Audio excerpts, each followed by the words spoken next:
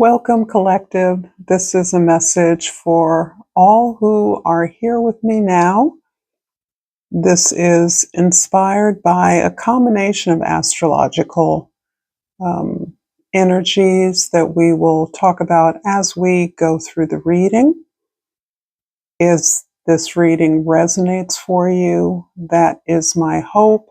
But it is a general reading, so it isn't going to resonate for everyone. And I intentionally keep the messages general so that you can find yourself within them. That's your job, not mine. And I appreciate that many of you understand that if you've been here before and you resonate generally with my energy, the messages may come to you as we move through the reading. And in hindsight, often we think about a message that we receive that begins to make sense as time moves forward. So I am reading this as the sun and moon have been conjoined in a lunar eclipse a couple of days ago. The sun and Mercury and Venus are all in Pisces. Venus is just moved into Aries. So there is this energy of it joining in with Saturn and Neptune, which have also within the last 4 weeks moved into 0 degrees of Aries. So we have a couple of energies moving us through deep endings, many lessons learned, and into what is new, what is intentional, absolute energies that are helping us build our dreams in this moment.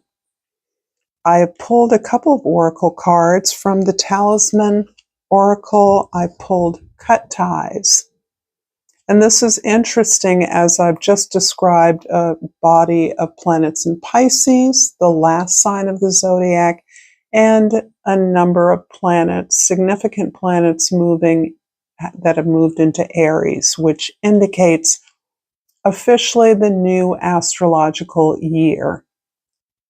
And this idea of cutting ties is suggestive to me of ending cycles, beginning new ones, but more than that, actual change. Changes that you've made, changes that you're implementing, changes you've experienced. And many of those transformations that you are currently holding, that you have been holding, that you are in the process even of releasing, involve clean separations, not just in physical terms, but in terms of old beliefs, old ideas, allegiances to structures of the truth that we have grown through. We have learned to align and identify our power in a realm of new ideas, an openness to ideas that may be still unfamiliar to us, but which we are compelled to move towards. This has to do with challenging what we believed was true, what we held as true, and how we measured ourselves against those truths in the past that we now are allowing a kind of illumination, clarity to come through our desire to be aligned with a higher moral compass. And I've also pulled from the energy archaeology, the giving card. And this is aligned with the bones in the body that comprise the right hand. And here I'm going to read from the Oracle book. You're here to give generously, to feel pleasure in the very essence of being a human who can transform this world.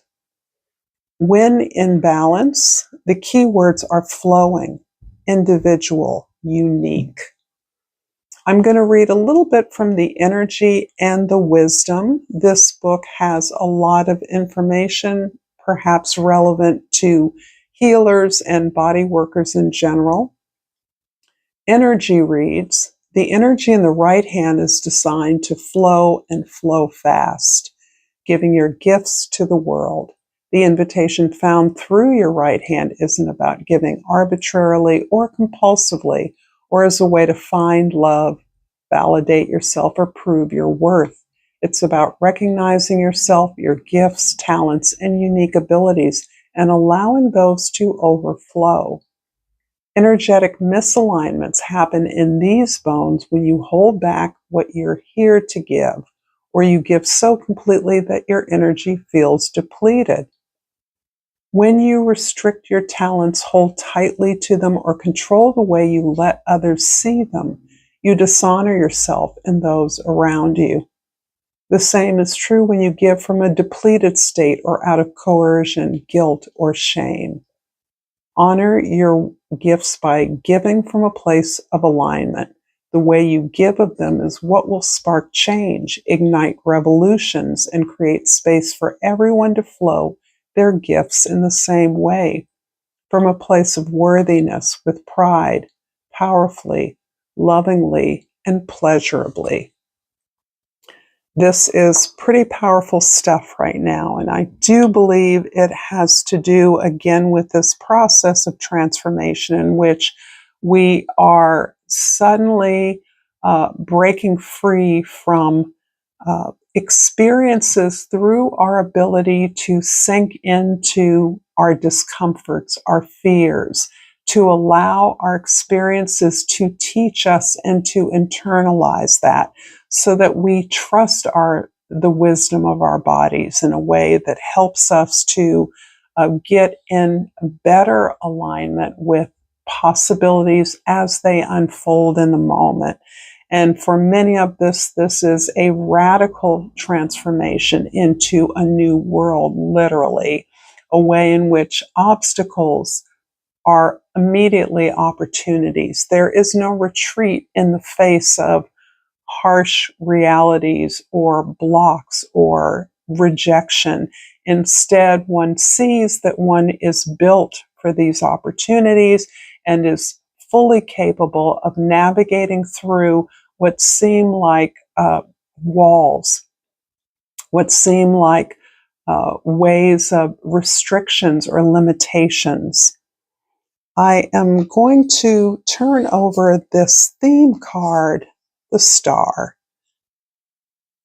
And this is really centering, I think, the transformative direction of these emotional feeling energies that are impacting the way that we handle and manage our routines and our habits. The star card is encouraging us to move along the line of our North Star, our aspirations, our visions of a better world. This is where we're not necessarily looking to achieve a fixed state, but we have a vision of something better than what we've experienced, what we now know to be possible. We know in our bones. And we have shaped ourselves, our beliefs, our ideas, and our creative impulse in the direction of this vision of world peace, collective abundance, however it resonates for you. If this reading is resonating with you so far, please like, share, subscribe to my channel, Pacific Tarot, and I thank you for your presence here again.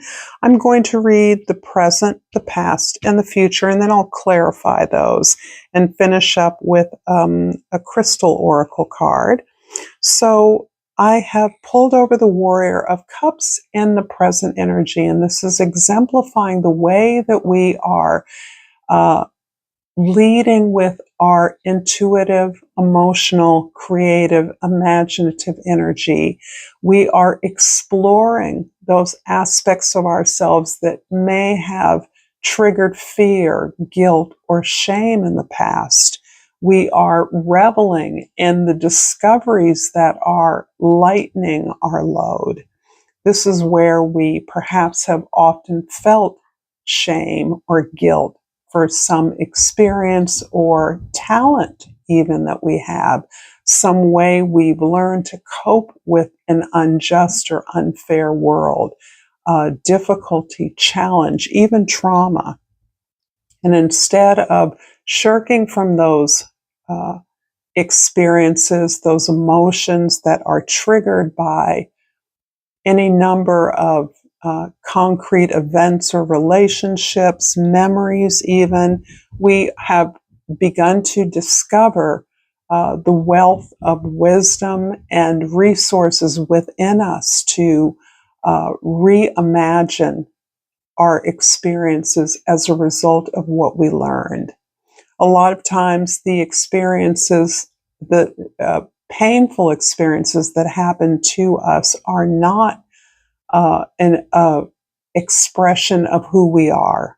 They were part of the situation or circumstance we were born into, certain kinds of oppression that we experience. Injustice in the world is not of our making, but it is something that can ultimately empower us with ways, wisdom, awareness of the experiences of many others who share perhaps not the specific experience, but experiences of challenge or similar injustice.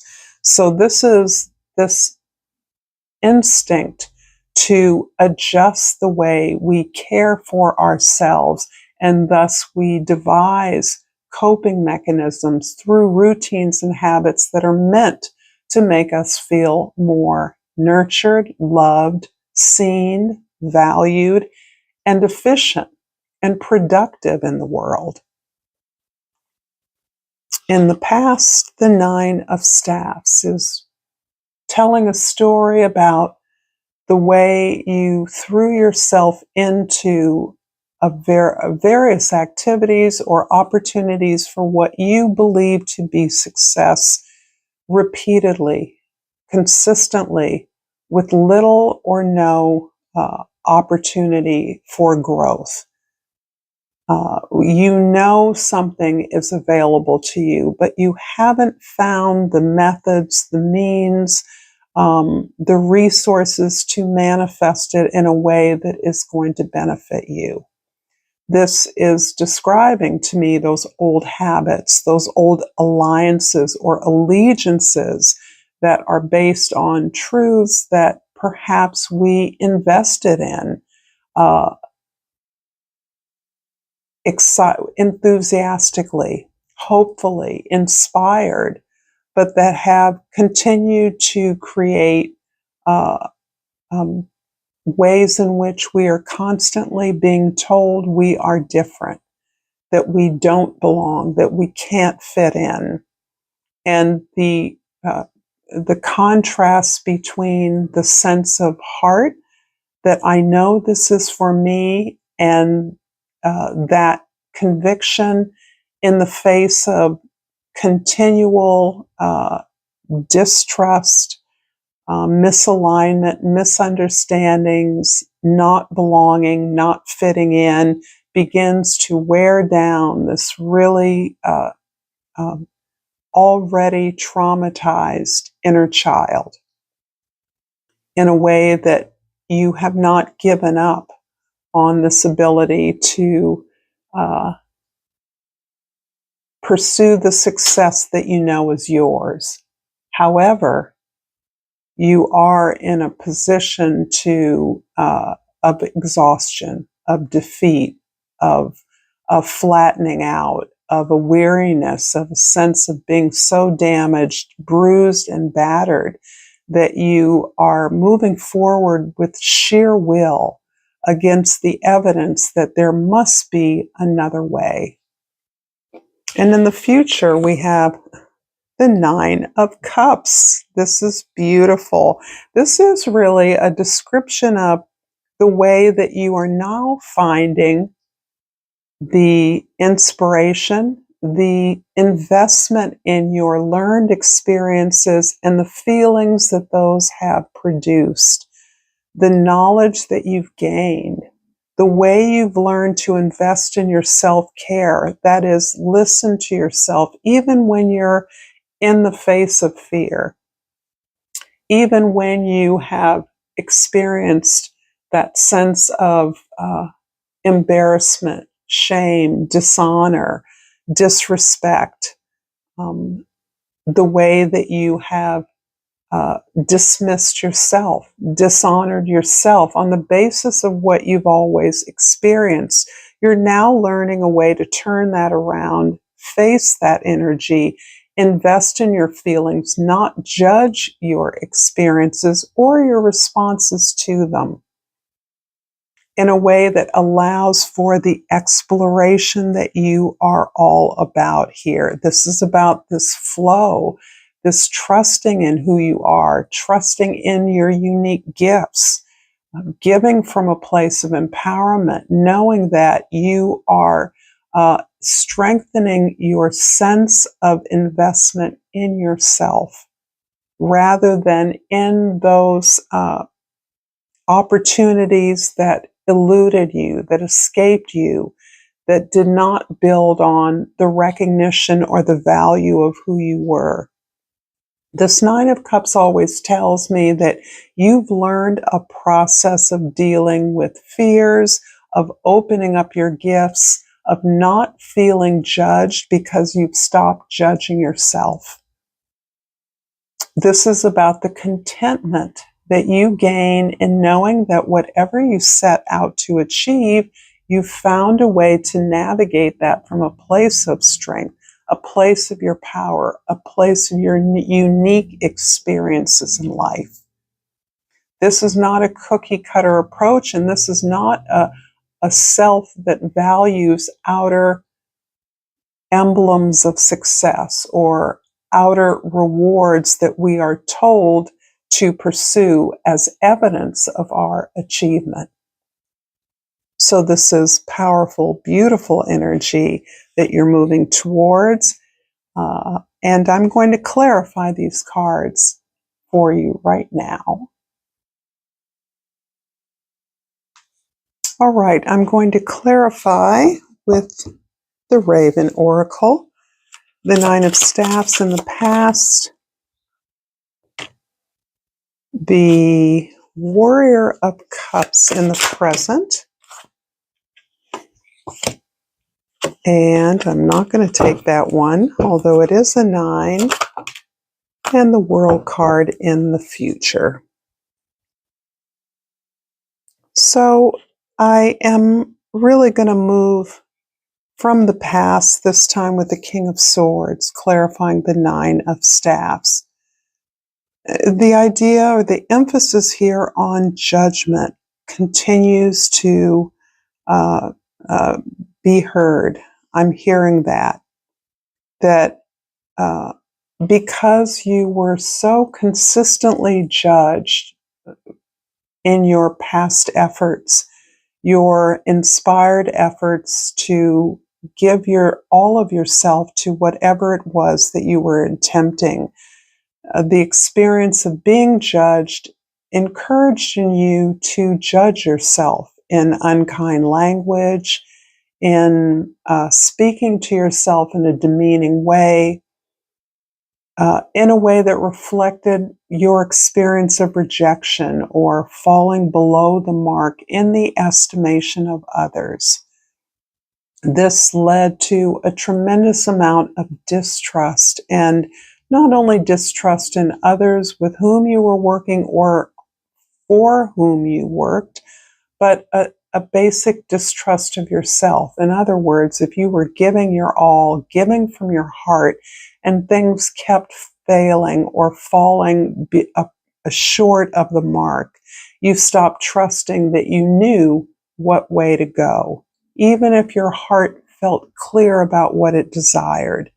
And this led you to fend off the judgment of others by blocking yourself, stopping yourself, rejecting your efforts, distrusting that you knew what you wanted, distrusting that you were capable of achieving what you wanted to achieve. And so I do feel that it has opened up to a sense of recognizing that things were not as they appeared to you. Because you might have been judged by others, that doesn't mean that you weren't a success in some way.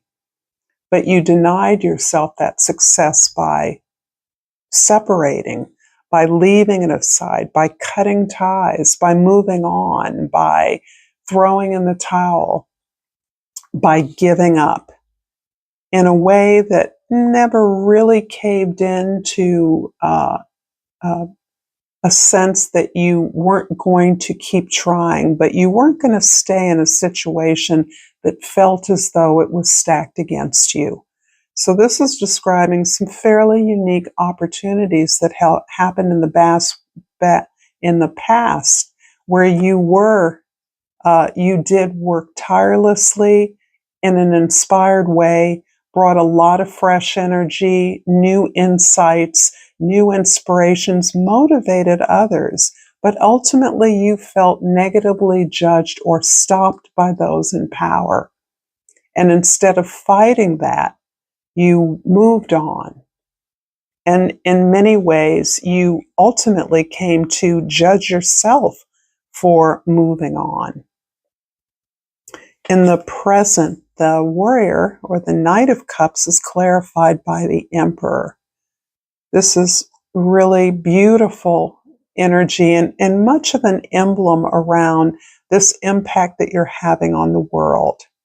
I believe that you have, in exploring your own emotional experience, your own feelings around your lived experience, you are learning to be in control of your own feelings, thoughts, and actions.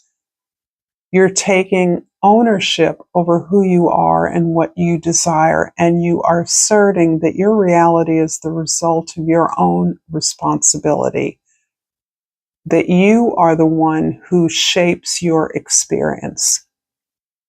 And that has come through this very courageous ability to face down uncomfortable experiences and the results of those. The feelings that arise from you as a result of shameful experiences, certainly painful experiences.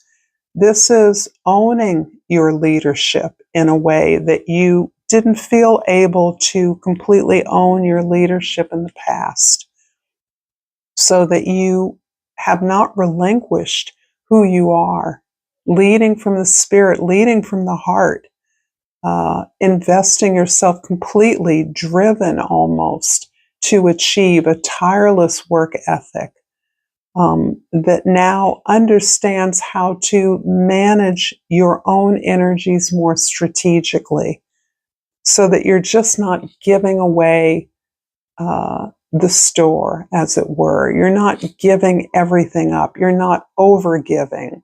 You are strategically putting and investing your energy into the team in strategic ways that are not only more effective to achieving the work you want to accomplish, but inspire and support others who are actually literally able and you are empowering to do the work.